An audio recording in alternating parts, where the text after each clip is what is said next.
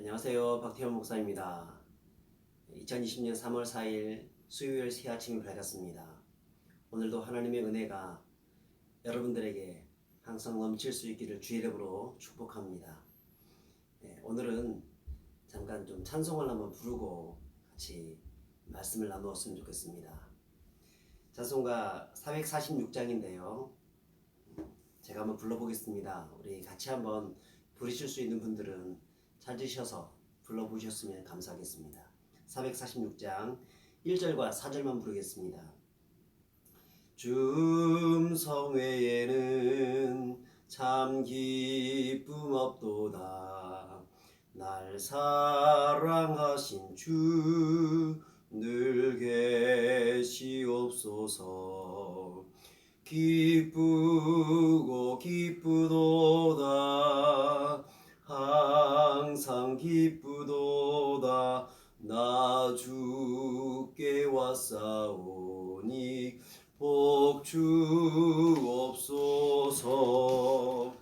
그 귀한 언약을 이루어 주시고 주 명령 따를 때 늘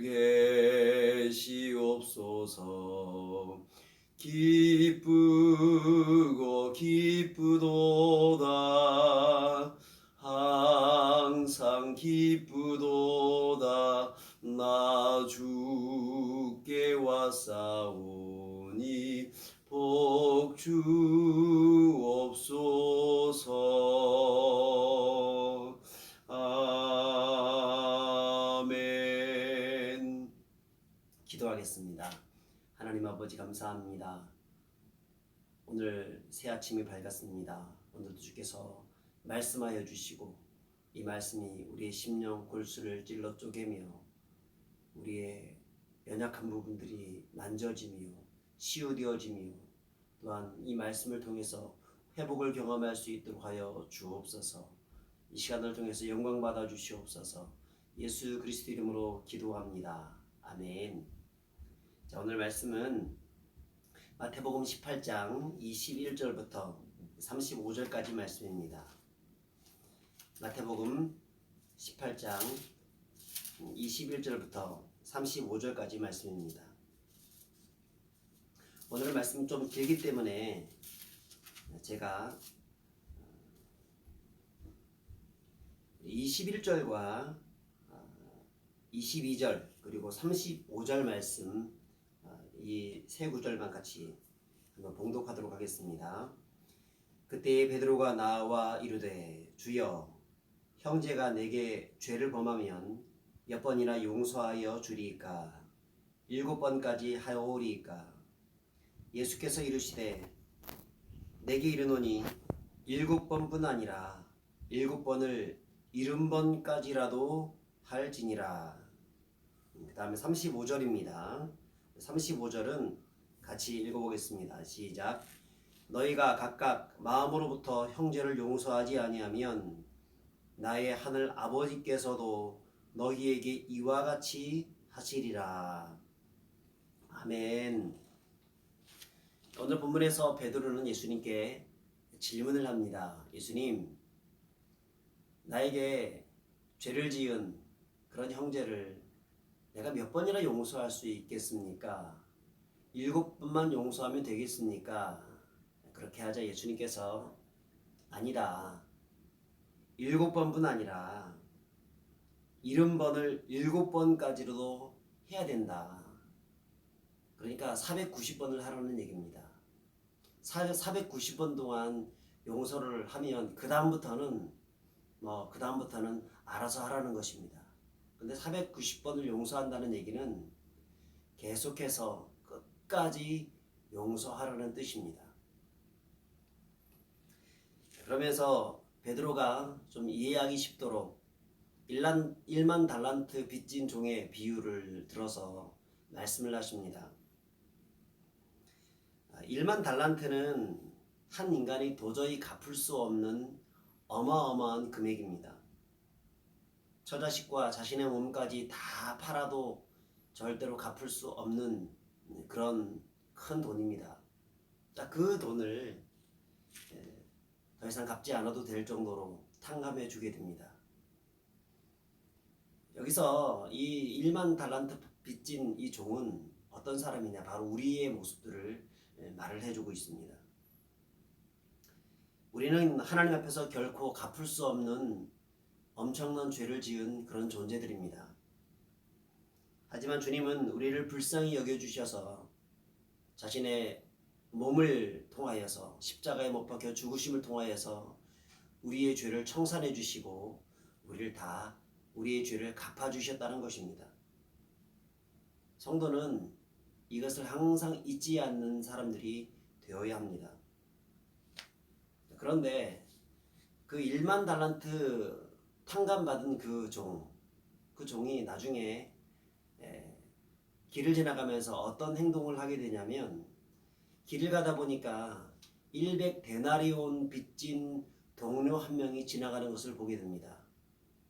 그리고 그의 멱살을 붙잡고 네가 어떻게 나의 100데나리온을 갚지 않느냐, 어서 갚아라 라고 하며 그 동료를 멱살을 잡고 흔들다가 그를 세상 법정에 고발을 하게 되고 또 감옥에 가두어 버리게 됩니다. 여기서 100데나리온은 어느 정도 되느냐, 한 6,000데나리온 정도가 1달란트입니다.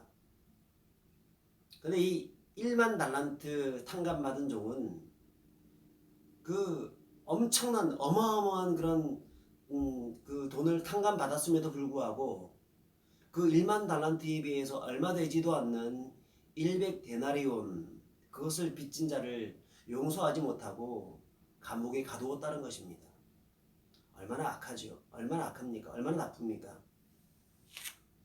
이 사실을 알고 주인은 그 1만 달란트 탕감받은 그 종을 다시 불러서 내가 너에게 그렇게 엄청난 것을 탕감해 주었거늘 너는 어떻게 100데나리온을 빚진 그 동료의 그 빚을 탕감해 주지 못하느냐, 그렇게 책망하면서 그 사람을 다시 옥에 집어넣었다는 것입니다. 그러면서 35절에 이렇게 말씀을 하면서 결론을 맺습니다. 35절입니다. 너희가 각각 마음으로부터 형제를 용서하지 아니하면 나의 하늘 아버지께서도 너희에게 이와 같이 하시리라. 이를 통해서 예수님께서 우리에게 말씀하시는 바가 무엇입니까? 우리의 억만 죄를 용서받은 그런 성도라고 한다면 이 세상에 별것 아닌 일을 가지고 사람에게 억지 부리고 미워해서는 안 된다는 것입니다. 우리가 주님 앞에서 죄를 용서받았다고 하면 이 세상에 용서하지 못할 그런 사람이 어디 있겠습니까? 주기도문에도 보면 우리에게 죄 지은 자를 사하여 준 것 같이 우리 죄를 사하여 주옵소서라고 기도를 합니다. 다시 말하면 친구의 죄도 용서하지 못하면서 자기 죄를 용서하지 말라라고 말씀하는 것입니다.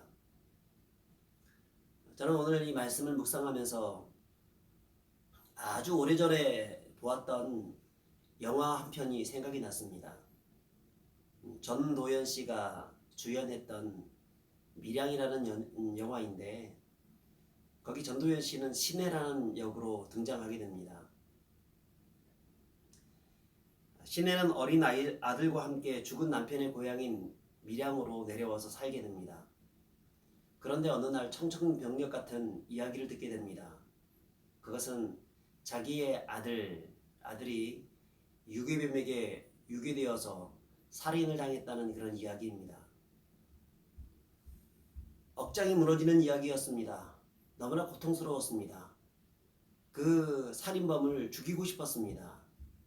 그런데 그가 교회로 인도함을 받게 되었고 하나님을 만나게 되면서 정말 하나님의 따뜻한 사랑 속에서 평화를 누리게 됩니다.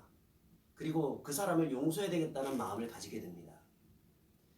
자, 그리고 난 다음 이 감옥으로 가게 되어지고 이 유기살인범을 만나게 되는데 그 사람에게 내가 당신을 용서한다 이렇게 말을 하려고 하는데 그 유괴범이 자기에게 그렇게 얘기하는 것입니다. 나는 감옥 속에서 하나님을 만나게 되었다. 그리고 하나님의 용서를 경험하게 되었다. 그래서 얼마나 좋은지 모른다. 그 이야기를 들으면서 시내는 정말 큰 고통을 겪게 됩니다. 어떻게 내가 용서도 하지 않았는데 하나님이 저 사람을 용서할 수 있단 말인가? 그러면서 하나님의 그 신앙을 버리고 더 이상 하나님을 믿지 않고 오히려 예수 믿는 사람들을 박해하는 사람으로 변하고 말게 되어진다는 겁니다. 저는 지금도 그 영화를 생각할 때마다 그 시내를 만났던 유괴살인범의 얼굴이 생각이 납니다. 정말 하나님께 용서를 받은 사람이라면 자신이 잘못한 이웃을 향해서 먼저 속죄하는 단계로 나가야 합니다. 그것이 맞습니다. 그런데 그는 내가 하나님께 용서를 받았으니까 됐다라고 하는 생각으로 말을 하고 있다는 것입니다. 어떻게 사람에게 용서를 받지도 않았는데 어떻게 하나님께 용서를 받을 수 있단 말입니까? 단계는 하나님께 용서를 받았다고 하더라도 사람에게 찾아가서 내가 당신에게 정말 잘못했습니다. 나를 용서해 주십시오 라고 말을 하는 것이 맞는 것입니다. 그게 진짜 하나님께 용서를 받은 자의 행동인 것입니다. 근데 그 살인범은 그렇게 하지 않았고 그 시내란 사람에게 큰 상처를 주게 된 것입니다. 저는 사회의 다양한 사건들을 볼 때면 피해자는 있지만 가해자는 없는 경우를 너무 많이 보았습니다. 진정한 용서의 출발은 가해자의 분골쇄신하는 마음으로 정말 용서를 구하는 것이 선행되어야 한다는 것입니다. 이 짧은 시간을 통해서 용서에 대해서 다 다룬다는 것은 거의 불가능할 것입니다. 하지만 오늘 우리는 이 사실 하나만은 꼭 기억했으면 좋겠습니다. 내가 형제를 용서하지 않으면 주님께서도 우리의 죄를 용서하지 않는다는 것입니다. 물론 진심으로 용서한다는 것은 쉬운 일은 아닙니다. 사람이 자기의 잘못을 시인하지 않았음에도 불구하고 그 사람에게 내가 용서해 준다는 거, 나에게 찾아와서 내가 정말 잘못했습니다라고 하지 않았는데 그래도 내가 용서해 준다는 거 참 어렵습니다. 더 나아가서 어제 보니까 그 신천지의 이만희 씨가 대국민 사죄를 하는 것을 보았습니다. 2번이나 넙죽절하면서 용서해달라고 하는 것을 보았습니다. 하지만 그렇게 거짓말로 사고하는 그런 모습들을 보면서 그 거짓인 것을 우리가 알고 있음에도 불구하고 그 사람을 용서한다? 참 어렵습니다. 사람의 용서에는 이처럼 한계가 있습니다. 하지만 최소한 우리는 그 영혼을 위해서 기도할 수 있는 사람이 되어야 합니다.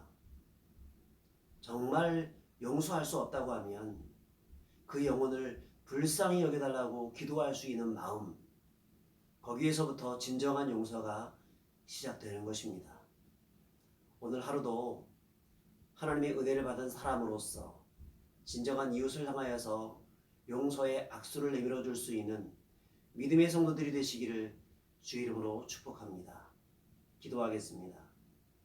하나님 아버지, 은혜를 감사합니다. 우리의 힘을 가지고는 사람을 용서할 수가 없습니다.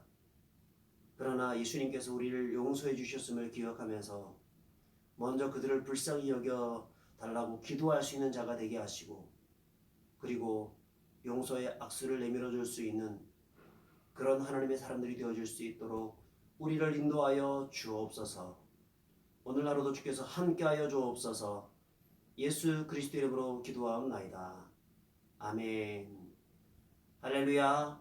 오늘 하루도 항상 주님과 동행하시고 승리하시는 그런 하루가 되시기를 주의 이름으로 축복합니다. 감사합니다.